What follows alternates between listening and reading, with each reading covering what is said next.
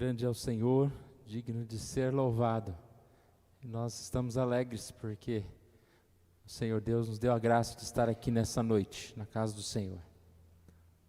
Ao tempo que nós estamos dedicando ao Senhor. Gosto de dizer que o bem mais valioso que nós temos é o tempo. E quando nós dedicamos esse tempo para o Senhor, é algo mais importante que nós podemos fazer com o tempo, dedicar ao Senhor. Isso nós fazemos na nossa casa, mas como é bom poder ter esse dia para nos reunirmos aqui. Nós vamos fazer uma leitura bíblica no Salmo 80, versos 17 a 19.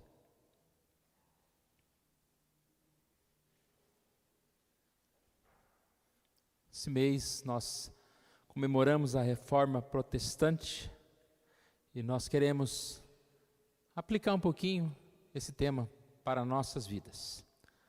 Vou fazer essa leitura, Salmo 80, versos 17 a 19. Seja a tua mão sobre o povo da tua destra, sobre o filho do homem que fortaleceste para ti. E assim não nos apartaremos de ti. Vivifica-nos e invocaremos o teu nome. Restaura-nos, ó Senhor, Deus dos exércitos. Faze resplandecer o teu rosto e seremos salvos.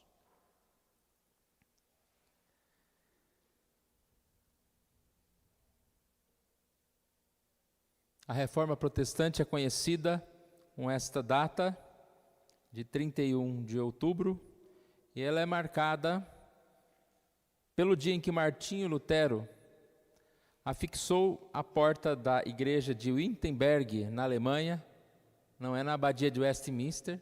Eu falei algumas vezes a abadia de Westminster, depois que a gente percebe o erro, é igreja de Wittenberg, na Alemanha, as suas 95 teses, convidando a comunidade acadêmica local para um debate público sobre a venda das indulgências e outras questões controvertidas. Nós comemoramos essa data, mas nós sabemos que a Reforma Protestante ela foi possível mediante o agir do Espírito Santo de Deus, trazendo um reavivamento na vida de muitas pessoas. A gente tem na história esse momento difícil quando a igreja estava numa situação, digamos assim, insustentável, de desvio, de pecados. E Lutero, então, ele tenta, ou pelo menos ele pretendia, reformar a igreja a qual ele pertencia. Mas ele foi afastado, excomungado, e ele então dá início a um movimento, a um trabalho, a uma igreja, o luteranismo. E um dos momentos que eu acho marcantes desta história é quando, na dieta de Worms, que foi o momento em que ele foi convidado a se retratar dos seus ensinamentos, né? Vamos dar uma chance para você, Lutero. Você vem aqui e se retrata daquilo que você falou, que talvez você não pensou bem, falou errado. E ele foi lá e disse o seguinte: a menos que possa eu ser refutado e convencido pelo testemunho da Escritura e por claros argumentos, estou conquistado pela palavra, pela Santa Escritura citada por mim. Minha consciência está cativa à palavra de Deus. Aí acho que depois disso mandaram ele embora, né? Falou, não tem um argumento. As Escrituras não vão comprovar que nós estamos certos. E aí a gente vê essa história acontecendo, movimentos religiosos independentes na Suíça com Zwinglio, e depois sucedido por Calvino. Nós temos o sistema de doutrinas do calvinismo, as igrejas reformadas e presbiterianas. Então, dia 31 de outubro de 1517, nós comemoramos, é um símbolo desse movimento. Estamos assim completando 506 anos de Reforma Protestante. Como eu disse, irmãos, é um agir do Espírito Santo de Deus. A história ela é apenas parcial, né? Até mesmo se a gente for pegar mais fundo na história, nós vamos ver que várias coisas aconteceram para facilitar, para que essa reforma acontecesse, até o surgimento da imprensa, até a questão relacionada a mudanças, né, no mundo em si, o avanço do próprio mundo, e tantos outros, talvez anônimos, né? Não foi um homem, não foi uma pessoa que trouxe a reforma, mas foi Deus movendo várias pessoas, trazendo assim um avivamento.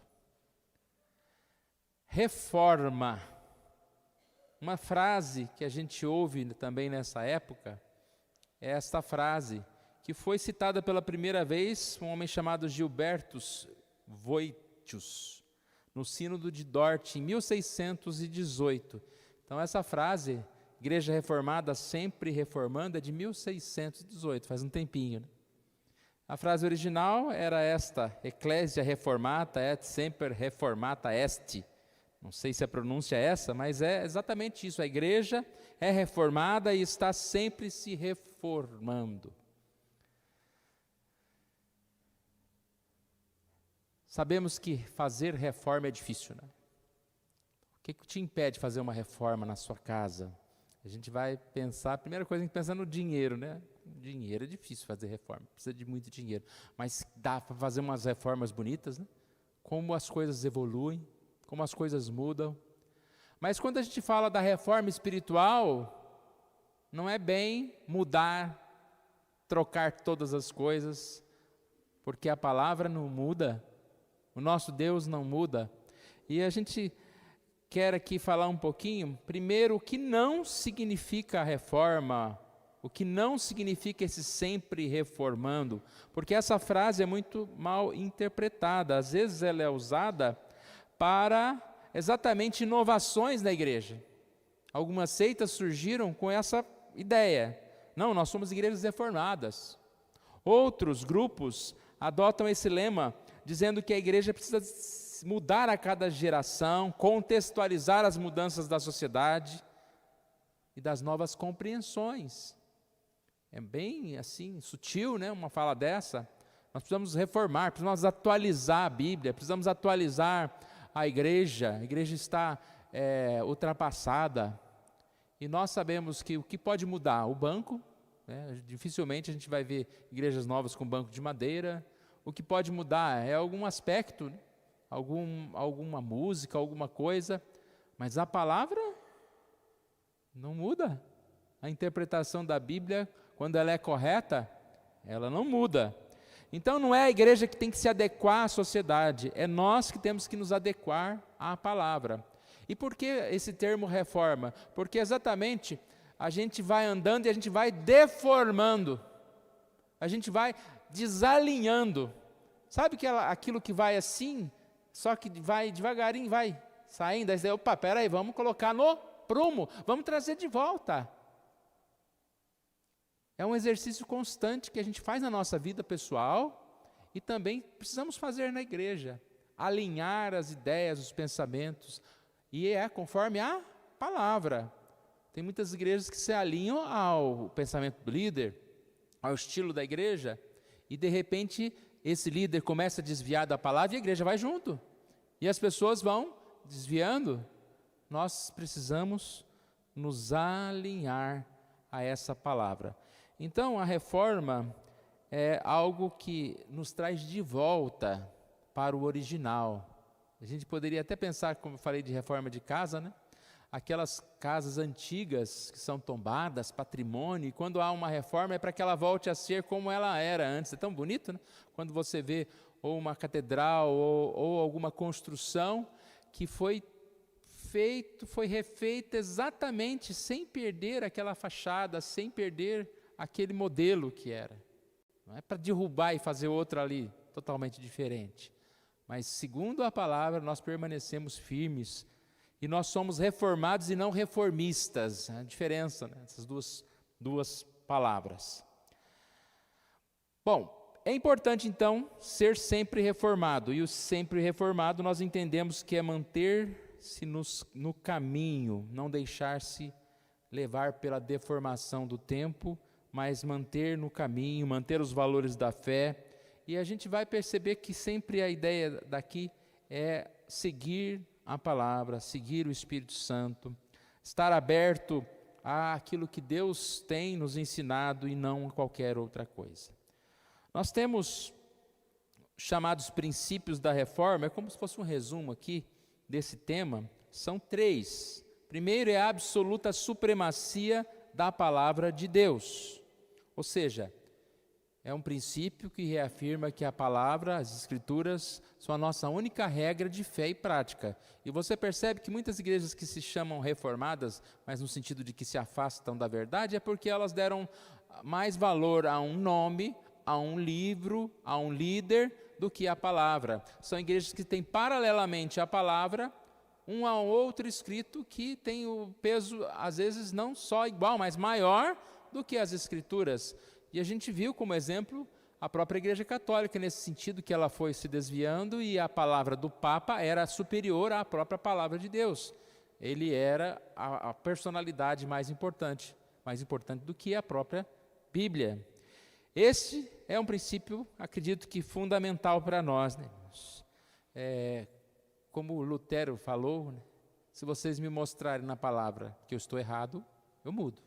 Mas o meu coração está cativo à palavra. Né? Eu gosto muito dessa passagem, né, que fala a respeito da mente cativa à palavra, a Cristo, porque é exatamente isso que nós precisamos. Né? Nossos pensamentos não podem sair voando por aí, aceitando qualquer tipo de coisa, divagando no pecado, mas nós temos que pedir a Deus essa orientação para que nós sejamos cativos à verdade, ao caminho da verdade. Porque se nós nos desviarmos, nós estamos indo para um caminho que não vai nos levar ao nosso destino, ao caminho correto, a Deus. Então este é o primeiro princípio. O segundo é a supremacia da graça de Cristo. A ideia aqui é a questão da justificação pela fé somente.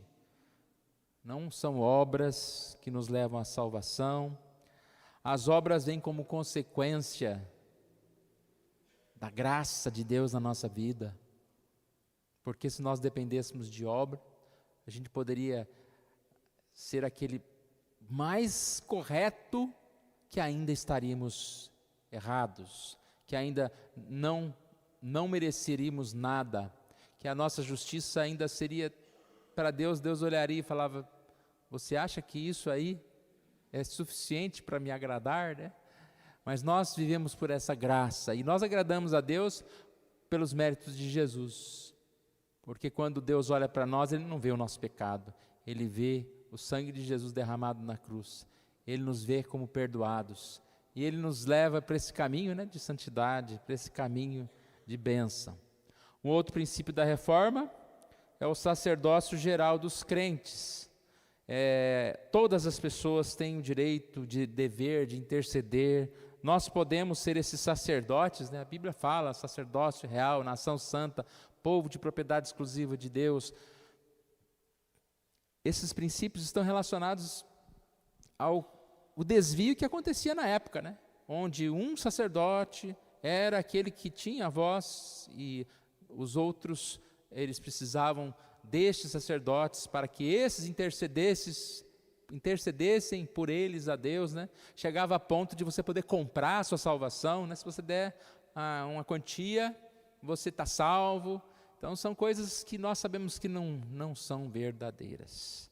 Então esses 3 princípios, nós sempre lembramos nessa época, principalmente, como parte da história da reforma, que é o que foi assim sendo colocado na cabeça daquelas pessoas e pregado para que houvesse aquele avivamento, que aquelas pessoas deixassem o seu pecado ou deixassem a falsa religião para igrejas crescerem, né? A gente fica feliz quando a gente lê um pouquinho a história dos avivamentos, né?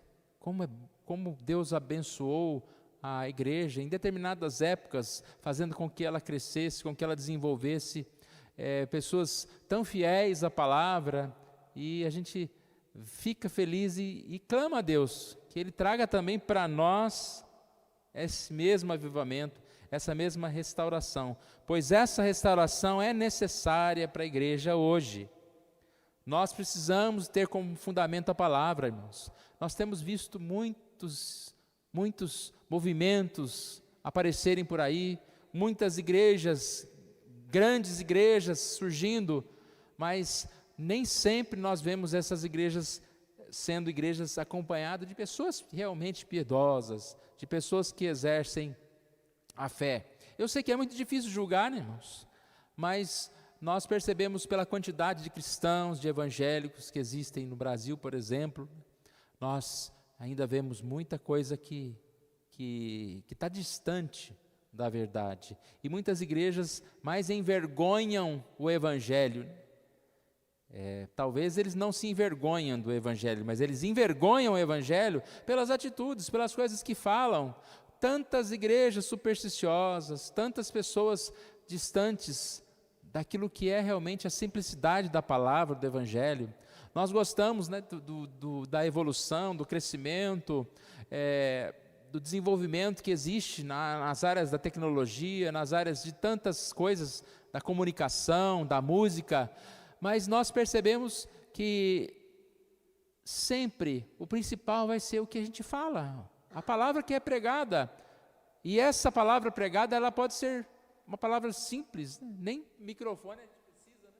Se acabar o microfone, se acabar a luz, a gente continua falando a palavra, porque é isso que toca o nosso coração, independente do lugar, do tamanho do templo, como o Espírito Santo fala, e ele deve ser visto por nós assim espiritualmente.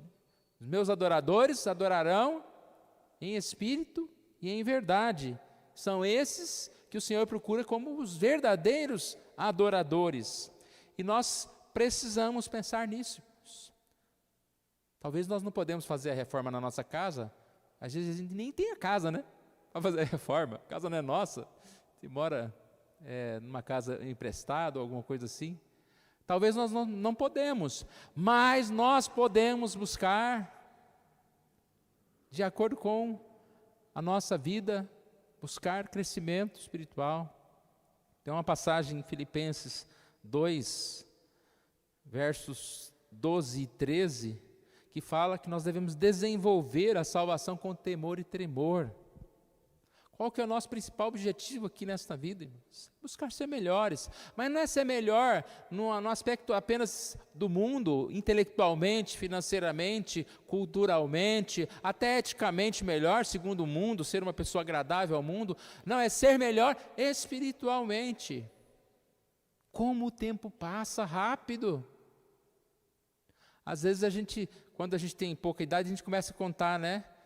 Tenho 7, 10, 12, quanto falta para 30, quanto falta para 50, quanto falta... Mas aí a gente chega a uma idade, os mais velhos não sei, pode falar velho, né? Os mais experientes, os mais de idade, a gente começa a contar ao contrário. Será que falta 15, falta 20? Ou seja, é muito rápido. E mesmo se nós não morrermos, nosso vigor, a nossa força não será a mesma. Nós não teremos a mesma condição de fazer algumas coisas que a gente tem que fazer enquanto tem essa força, essa saúde, né? Jovens aí, vocês são fortes. A palavra de Deus diz isso. Então nós devemos nos empenhar nas coisas do Senhor. Desenvolver com temor e tremor. Dia a dia, nós temos esse objetivo, né? Que é tão difícil. Nós vivemos num mundo com dificuldades, enfrentamos lutas, enfrentamos tentações, somos fracos, mas nós não podemos desistir. A reforma espiritual é sempre. Reforma é sempre. Eu não reformo casa, mas eu reformo meu escritório, porque é o único lugar que a Nádia deixa eu mexer, né? Então, a mesa está um dia aqui, a mesa está um dia lá, eu ponho uma luminária aqui, eu tiro outro lá, ponho um computador aqui, ponho outro lá, ponho um teclado aqui. Você nunca vai encontrar duas vezes igual lá em casa. Estou reformando. Eu quero que fique melhor. Mas amanhã eu já vou mudar de novo.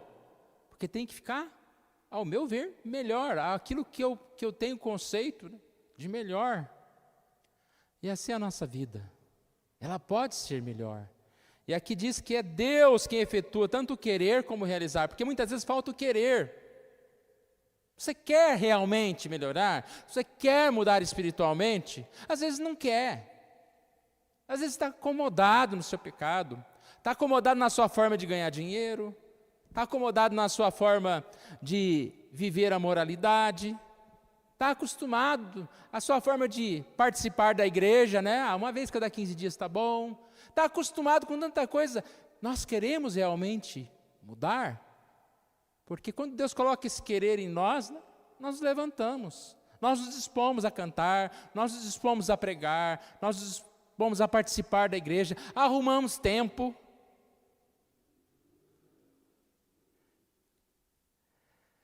É Deus quem efetua em vós tanto o querer como o realizar. Não é que Deus vai colocar em nós esse querer e aí a gente vai ter que se esforçar e a gente vai fazer. Não, até o realizar, a gente vai ficar surpreso como a gente é capaz de fazer certas coisas, como a gente é capaz de viver de uma certa forma, porque Deus vai movendo, vai capacitando, vai colocando direção na nossa vida, segundo a sua boa vontade. Segundo a sua boa vontade. A igreja reformada, sempre reformando. Essa reforma contínua é necessária hoje. A igreja tem se multiplicado, tem se diversificado, e nós precisamos, assim, nos fortalecer. E essa igreja, ela é simplesmente uma igreja realizada através da obra do Senhor. O salmo que nós lemos, o objetivo hoje aqui não é expor o Salmo 80, de 17 a 19, mas o salmo que nós lemos é uma oração que nós podemos fazer, tanto pela igreja, como por nós mesmos, como pela nossa família. Salmo 80, 17 diz: seja a tua mão sobre o povo, da tua destra sobre o filho do homem, que fortaleceste para ti. E assim não nos apartaremos de ti. Vivifica-nos e invocaremos o teu nome. Restaura-nos, ó Senhor, Deus dos exércitos. Faze resplandecer o teu rosto e seremos salvos. Fortalece aqueles que o Senhor chamou. Acredito que nós estamos aqui, mas nós temos convicção de chamado. Você não está aqui e fala: eu não sou crente não, mas vou lá na igreja. Não, você tem convicção de chamado. Então você pede a Deus: Senhor, eu sou, graças a Deus, eu sou o teu filho, mas aviva a minha vida. Restaura. A palavra restauração serve bem aqui na ideia da reforma. Restaura, Senhor. Faz melhor. Estou muito azedo. Minha cara está muito feia. Olha no espelho, às vezes você não está percebendo, né? As pessoas estão vendo que a sua cara não é muito boa. Olha no espelho e fala: restaura, Senhor Deus. Faça-me mais agradável. Faça-me mais santo. Faça-me mais correto. A gente tem muito uma questão, né? Da impossibilidade de mudança. A gente olha as pessoas e fala: não muda, ninguém muda, não tem jeito. Claro que a mudança, ela acontece de forma, como direi assim, ela acontece de acordo com a sua personalidade, a sua vida, a sua forma de ser, mas muda, irmãos. Olha o Paulo. Paulo ansiava matar as pessoas. Imagina você conhecer Paulo antes. Ele devia ser uma pessoa bem complicada e difícil. E Deus mudou aquele coração. Talvez não muda porque a gente não está buscando. Porque a gente não está buscando a restauração, a reforma. A gente vê tantas pessoas mudarem na sua vida. Mudarem a sua vida sedentária por uma vida esportiva. Mudarem a sua vida acadêmica. De repente uma pessoa tinha uma situação difícil, não tinha um emprego e consegue uma mudança, restaura e consegue ser um presidente de uma empresa. Muda, pessoas mudam. É fácil? É para todos? Não, talvez para poucos, mas que seja para nós, que nós possamos assim buscar, almejar essa restauração, essa transformação. E lembrando sempre que reforma, mais do que mudança, é retorno à verdade das Escrituras. Não é mudar por mudar. A gente tem um manual, a gente tem o como devemos ser, como devemos viver, o que devemos fazer. Está bem claro, não está, irmãos? A palavra é bem clara. E quanto mais nós estudamos, mais ela clara fica para nós, para o nosso conhecimento, para o nosso crescimento. Essa restauração é o retorno à palavra, o retorno à santidade, o retorno ao compromisso com Deus. Compromisso com Deus. E é o retorno às coisas tão simples da nossa vida. Quando a gente olha na nossa história, eu não sei a história de cada um, mas a gente olha para a nossa história e a gente pensa, em algum momento, parece que nesse momento eu estava mais firme, o pé estava mais na direção, eu orava mais, eu lia mais. E aí a gente lembra de Apocalipse que fala, quero voltar ao primeiro amor, arrepende-te, volta às primeiras obras, volta às primeiras obras. Uma outra coisa que eu penso bastante é, quanta coisa boa passa na nossa cabeça, quantos planos bons, e não são planos e coisas difíceis de se realizar, mas está acabando mais um ano e às vezes a gente não fez. Coloque em prática isso, uma visita a um familiar que mora não tão distante, ou um desejo que você sempre teve de dar uma oferta para uma instituição, ou ajudar uma criança, fazer alguma coisa, ler a Bíblia. Coloque em prática coisas que são possíveis, que não vão tomar todo o seu tempo, mas que estão deixadas de lado para trás por outras coisas. Reforma, muda. Precisamos voltar ao ensino simples, transformador do Evangelho, sempre valorizar a palavra, irmãos. Uma coisa que a gente tem visto, a igreja está valorizando muito. Isso é o meu pensamento, né, irmãos?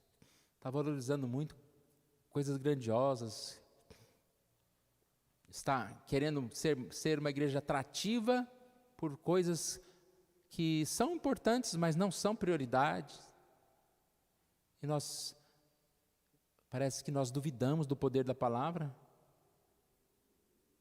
Nós não precisamos de tantas coisas, nós precisamos aqui da palavra. Ela toca no coração das pessoas, muito mais do que qualquer outra coisa que igrejas possam fazer. Voltar à simplicidade, voltar à igreja verdadeira, e a igreja verdadeira é a igreja que influencia o mundo. Você vê que é uma coisa puxando a outra. Na época da reforma, lá Lutero e muitos começaram a pensar na igreja em si, na reforma, na mudança. Mas de repente várias pessoas foram mudando, e assim cidades inteiras, países inteiros foram influenciados pelo Evangelho, pela transformação. A gente tem relatos da história muito interessantes. Influência da igreja. As escolas, as universidades, elas se desenvolveram por causa da igreja. Várias outras coisas relacionadas à igreja, à influência da igreja. Nós precisamos influenciar essa sociedade, irmãos, porque tem um povo, desculpe o termo, mas um povo tão ruim, difícil, que está querendo mandar no mundo, mandar na política, com ideias assim que você fala, tenha misericórdia, mas cadê a igreja? E eu não falo só de políticos evangélicos, eu falo de nós como sociedade, porque se nós começarmos a fazer diferença na sociedade, sendo um empregado, nós vamos conseguir mudar as coisas, ali na nossa empresa, na nossa escola, e assim, quando a gente percebe a influência nossa, ela se vai para longe, na sociedade, na igreja. O que é reforma? É voltar à palavra, retorno às Escrituras. É o que nós precisamos. Quando? Todos os dias. Todos os dias. Como isso pode acontecer, irmãos? Não cabe a nós, não é nosso poder. Nós por isso precisamos clamar ao Senhor, aviva a tua obra. Abacuque 3:2, ele faz essa oração, aviva a tua obra no decorrer dos anos. No decurso dos anos, faze-a conhecida, na tua ira lembra-te da tua misericórdia, aviva a tua obra, perdoa.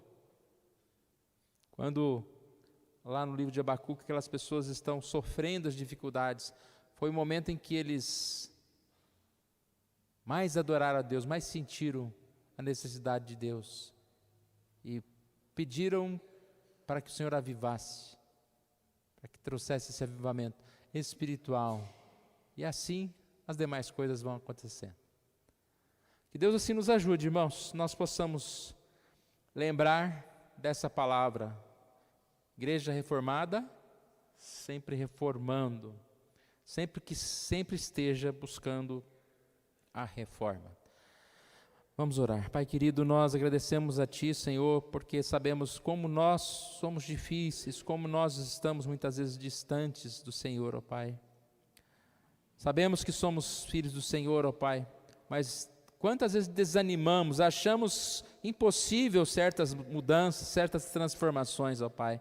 Mas é o Senhor quem efetua em nós o querer, o realizar, ó Deus. Por isso nós clamamos ao Senhor, ó Deus, que o Senhor Deus comece uma obra no meio do Teu povo, ó Pai. Nós que estamos aqui hoje, ó Deus, leva-nos para as nossas casas, incomodados, ó Pai, que a Tua palavra não seja vazia, mas ela venha cumprir o propósito, ó Deus, pela qual ela foi trazida nessa noite pelo Teu Espírito Santo, ó Pai. Transforma as nossas vidas, coloque, ó Deus, em nós essa responsabilidade, pois o tempo passa, Senhor, pois nós não ficaremos aqui para sempre. E o tempo que nós temos aqui, ó Deus, que seja aproveitado. E a única forma de aproveitá-lo é de acordo com a Tua palavra, é tentando e vivendo conforme os ensinamentos do Senhor, ó Pai.